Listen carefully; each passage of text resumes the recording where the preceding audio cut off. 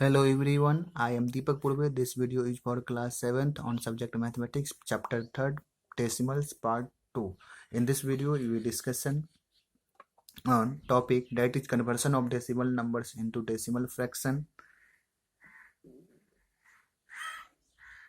and vice versa. First, we discuss on conversion of decimal numbers into decimal fraction.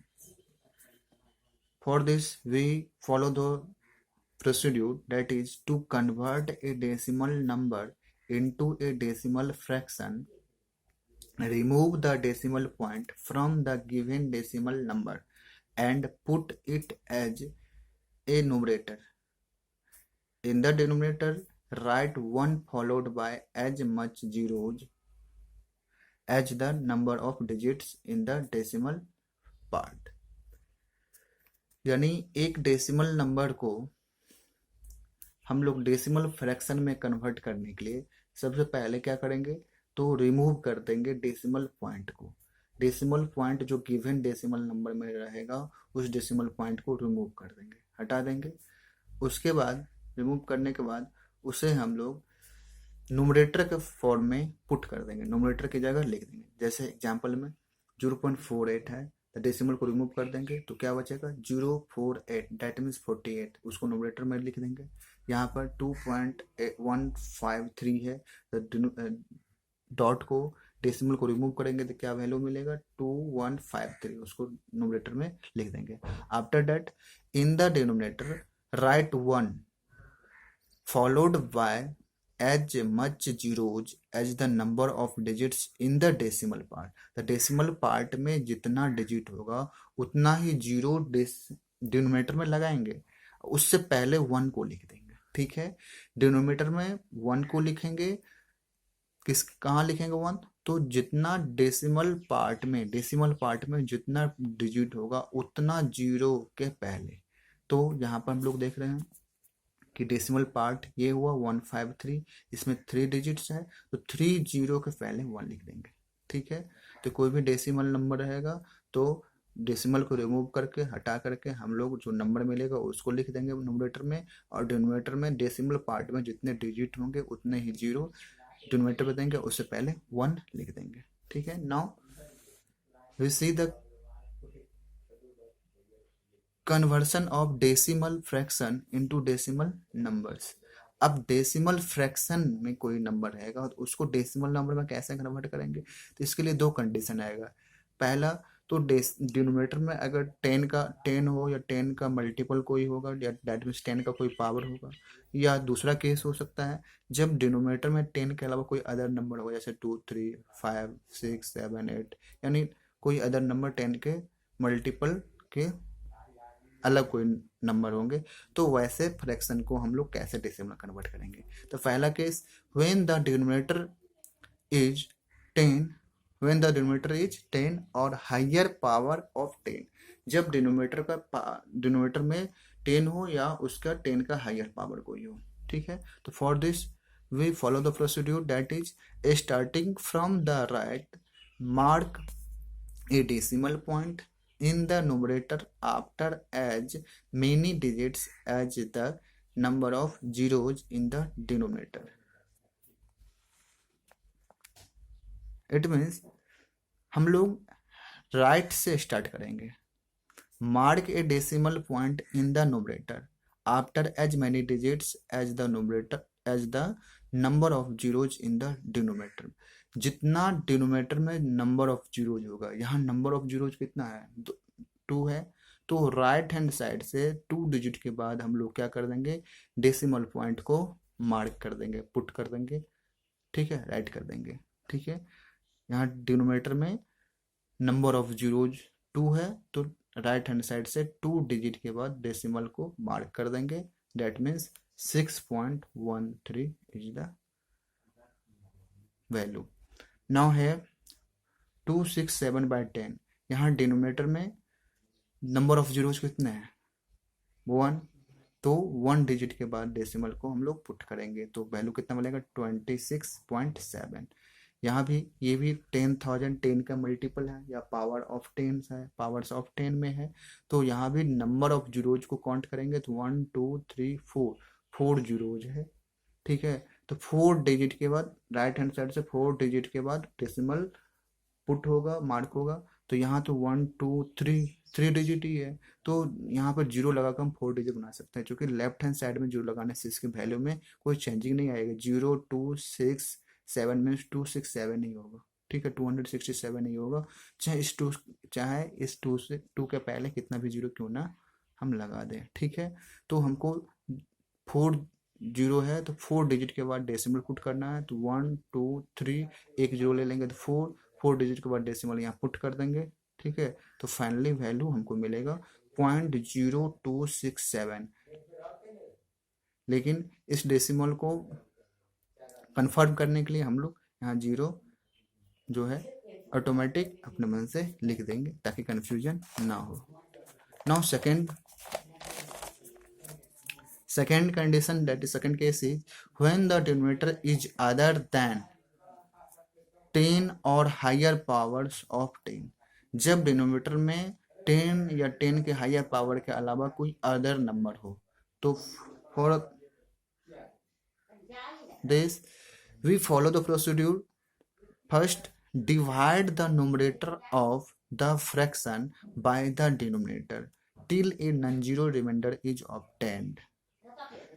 यानी numerator को, fraction के numerator को उसके denominator से हम लोग डिवाइड करेंगे, तब तक डिवाइड करते रहेंगे जब तक हमको नॉन जीरो रिमाइंडर ऑब्टेन होगा।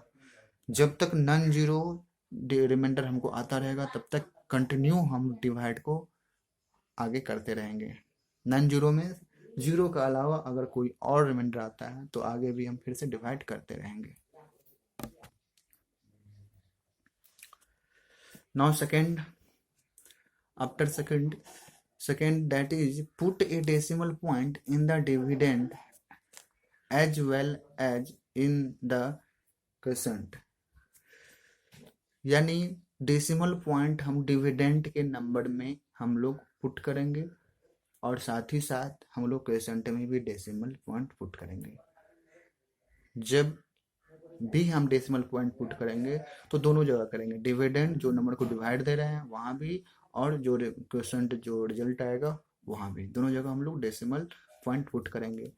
After that next procedure is put a zero on the right of the dividend as well as on the right of the remainder।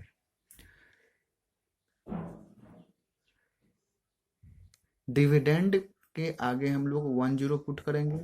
ठीक है, और साथ ही साथ रिमाइंडर जो भी आता रहेगा उसके राइट हैंड साइड में भी हम 1 0 डेसिमल के बदले में हम लोग पुट करते चले जाएंगे। ठीक है, then divide the new dividend and right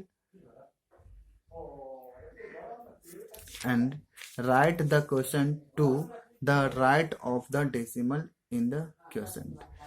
अब हम लोग न्यू डिविडेंड जो मिलेगा डेसिमल लगाने उसके बाद जीरो पुट करने के बाद जो न्यू डिविडेंड मिलेगा उसको हम लोग डिवाइड करेंगे। ठीक है, और and write the question to the right of the decimal in the question में जहाँ पुट किए रहेंगे डेसिमल उसके राइट हैंड साइड में हम लोग जो वैल्यू आएगा उसको वहां पर हम लोग वैल्यू को लिखेंगे।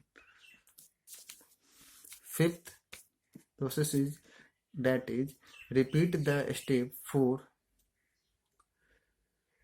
till we get a remainder 0।